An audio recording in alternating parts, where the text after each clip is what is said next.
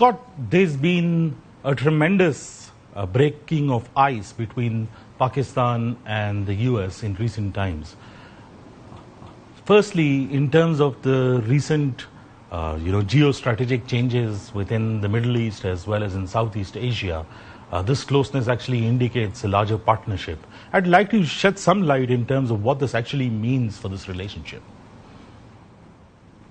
Sure. So one of the key changes in the U.S.-Pakistan relationship is that we're moving beyond what defined it by default during the global war on terror, which was America's presence in Afghanistan. Both the new U.S. regime and new regimes in Pakistan have shown an interest in changing the nature of U.S.-Pakistani relations, focusing more on mutually beneficial bilateral trade agreements. Counterterrorism remains at the heart of this cooperation, Scott. And we've seen that President Trump praising the Pakistani military leadership as well as the country in general about the successes against groups like the Islamic State of Khorasan. I mean, is CT still the foundation for it and the rest of it is like an overlap around it? Or do we see this completely a paradigmatic shift from what kind of relationship we've had in the last 2 decades? So right now, counterterrorism still is a key foundation of the U.S.-Pakistani relationship, but we do see that beginning to change. Donald Trump's administration is much more focused on great power competition. Although he rhetorically likes anyone who stands up and goes after terrorist organizations, it's not actually a priority for his administration to support. There also is a long history of cooperation between the U.S. and Pakistani militaries.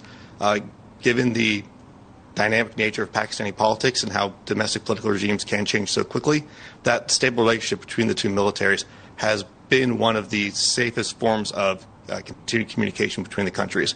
But going forward, we can't expect to see that change as U.S. priorities shift. But one of the priorities that has been mentioned repeatedly is about reciprocal tariffs, bringing that down and increasing the quantum of trade. Do you see that happening anytime soon because of the recent visits as well as the presence of senior Pakistani military leadership in D.C. right now? There's certainly an opportunity for it. The question is going to be how quickly can the Trump administration actually reach a deal with Pakistan.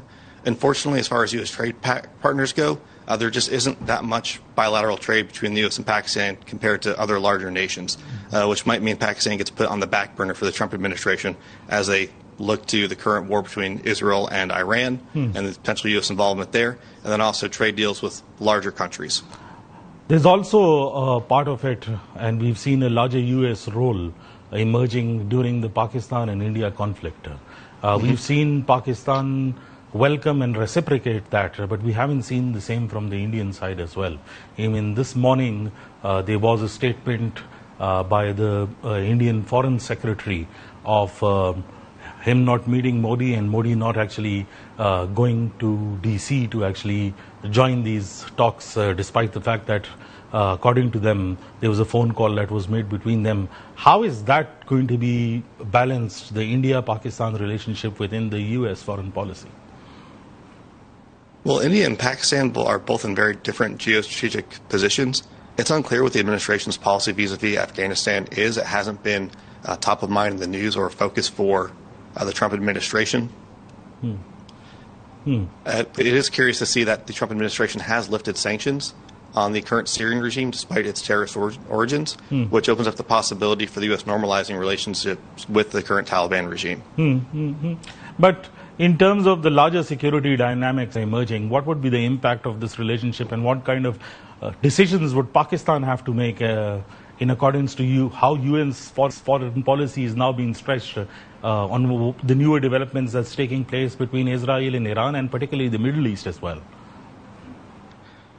Well, I think for Pakistan, 2 areas that you can focus on with cooperating with the United States is one, the continued relationship between our two militaries and focusing on the counterterrorism fight. The other one is being a good trade partner and adopting policies that would be attractive to the Trump administration. Whether or not you can use that to reach a deal with the Trump administration to meaningfully impact, which I believe there are currently 29% tariffs that have been placed on Pakistan, it remains to be seen. We just don't have a lot of case studies to look at with the Trump administration and how they're actually making deals. Thank you very much for your time, Scott. I'll just talk for our viewers in terms of what actually Scott meant. Nazareen, Scott ने ये बात की कि जो पाकिस्तान के जो मसाइल हैं और खुसूसी तौर पर जो दहशतगर्दी के मसाइल हैं उसमें जो सबसे बड़ा इशू जो आ रहा है, पाकिस्तान को वेस्टर्न एलाइज पर जो है वो रिलायंस की ज़रूरत जो है वो पड़ेगी आगे। और ये जिस तरह पाकिस्तान अपने आप को और अपनी फॉरेन पॉलिसी को रीअलाइन करेगा अमेरिका के मफादात को मद्देनज़र रखते हुए, उसी पर ही डिपेंडेंट है कि आगे जो खित्ते के अंदर सिचुएशन बनती हुई जा रही है उसके पाकिस्तान पर जो है वो कैसे असरात होंगे। नाजरीन, इस टाइम हुआ है एक ब्रेक का, और ब्रेक के बाद जो है हम वापस आएंगे तो इजराइल और ईरान के अंदर जो कॉन्फ्लिक्ट है उस पर मजीद बात करेंगे। हमारे साथ रहिएगा।